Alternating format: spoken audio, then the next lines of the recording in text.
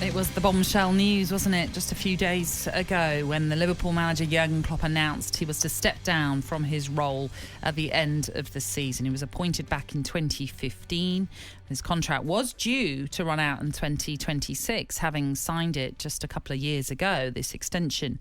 He won the Champions League in 2019 before leading Liverpool to their first league title in 30 years, that in the 2019-2020 season. And actually, if you look at his honours as the Liverpool manager, he's won everything that there has been to win in his time at the club. Just hearing that little piece there, Cass, I was looking at your face and it still has that crestfallen look upon you. You know, it's kind of one of those things, sometimes you can put it to one side. We're talking about other things. We're talking about the glory of Maidstone United. And then you're brought back down to earth when you've got to talk about Liverpool and that realisation that this is the next few months that you're just going to have to savour with Klopp at the helm. I mean, a few days on from that announcement, how are you feeling about it now? Well, there's 9 more Premier League games to be played at Anfield. So there's, obviously cup competitions as well. I've always had the mindset, Nat, if I had ever done management of any player didn't want to play for me for whatever reason, it doesn't have to be, anything wrong with the relationship with a player, but if he wanted to move elsewhere, pastures new, that I would never stand in their way. And I feel the same back of manager. As much as I don't want to lose Klopp, and that's how Liverpool fans feel, obviously, because he's been terrific, not only a manager, but he's like been an ambassador for the football club as well. And it's a big loss, but the club has to move on. Today is going to be one of them days. I'm sure David Wagner for Norwich is thinking, why this week? Because the atmosphere will be, it will be as noisy as it ever is, and it'll be emotional. But then Liverpool's always quite emotional, isn't it? It's always that type of stadium you go to. I'm trying to be a little bit more matter of fact about it because loads of clubs, Man United fans had to face losing Sir Alex Ferguson and many times in history, great managers. Remember Brian Clough coming to his end of his time at Nottingham Forest. I remember playing against them. And it was an emotional City ground. It really was at the end of his tenure there. So it happens. Yeah. Well, for more on this, we're joined by talkSPORT's Merseyside correspondent Matt Jones. Matt, good morning. How are you? Hiya, Matt. Good morning, guys. That's very well, thank you. Good to have you with us. And Cass is sort of talking about, from his perspective as a Liverpool fan, I wonder what you're expecting from Anfield today in terms of that sort of emotional response, shall we say, from the fans. I think it'll probably raise the atmosphere to what would have been expected at Anfield today for an FA Cup fourth round clash, because there will be, as Cass says, there'll be that emotion in the occasion that perhaps wouldn't have naturally been there. So it's going to be really interesting to see how the Liverpool fans respond to that. I imagine that they'll be chanting Klopp's name for a large majority of those remaining matches that Cass talks about. And that's a situation that he has himself talked about not being particularly comfortable in the past. So it'll be interesting to see how he reacts to that as well. But certainly Anfield will be a more emotional place. I think we've seen that from the outpouring of emotion that's been over the last 36, 48 hours, haven't we? Fans who weren't expecting this news. Just listening to that package you had a few moments ago, and there was the chap talking about when Shankly left Liverpool. Yeah.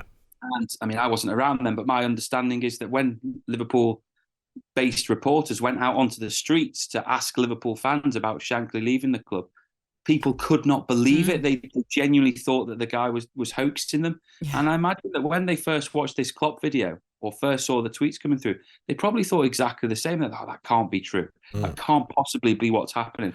And that's why the emotion is as it is, because it's just so unexpected. I was making the point to Natalie off air earlier. It said it's like, I remember that because I was a young boy when Shankly left the football club.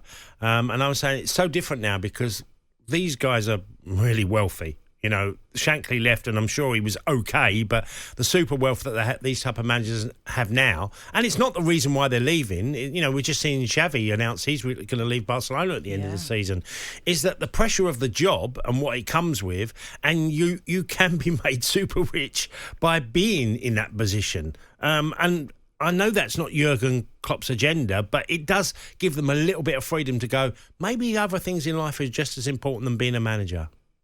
Yeah, absolutely. He's someone who's settled very well on Merseyside, and I wonder if he'll want to stay here or if he'll just want to leave the spotlight once he does leave the club in the summer. But you're right that there are different things in play now, aren't there? His family life and what he wants to do outside of football. He said it himself in the interview. Every kind of minute as a football manager is dominated by being a football manager. You can't switch off.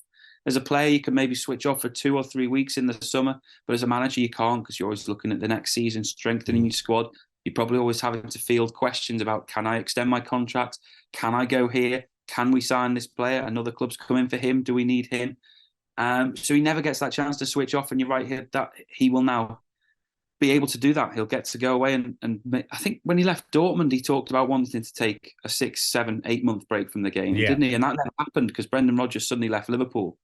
And suddenly the Liverpool job came up and he thought, well, if Liverpool are going to offer me that, I'm going to take it. And he only ended up having a couple of weeks away from the game. So he's just not had that time off. He's never had the time to think, if you like, and he'll now thrive upon that, I think. I mean, he's talked about having time off, hasn't he? But you look at some of the papers this morning, and I'm sure we'll reflect more upon it when we do our paper review in the next hour. But some are already linking in with Germany after the Euros, for example. So you never know. He might be back in a job sooner than expected. Go on. Well, do you remember when, this is another case of a manager, Frank Rijkaard, when he was at Barcelona. He left for personal reasons. Yeah. And we're told it's not that for personal. It's just Klopp wants to go a different way for a period of time. But he never returned. Yeah, no. Yeah, now, some so don't. Strange, yeah. Some don't return. And he had been so successful at Barcelona. Yeah, he had a great side. Yeah. It's going to be interesting to see what happens at Anfield. Matt, thank you for being with us this morning. It is a 2:30 kickoff.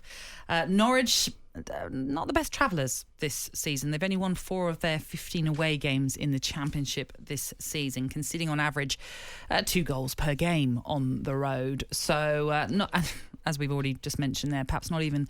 Their job's not made easier by this news that emerged on Friday.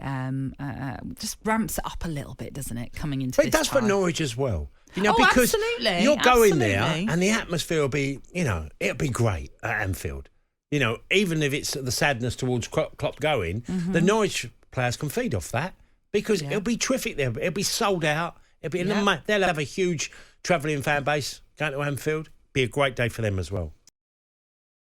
Weekend Sports Breakfast with Natalie Sawyer and Tony Cascarino. Sunday mornings from 6 on AM, on DAB, via the talkSPORT app and on your smart speaker. talkSPORT.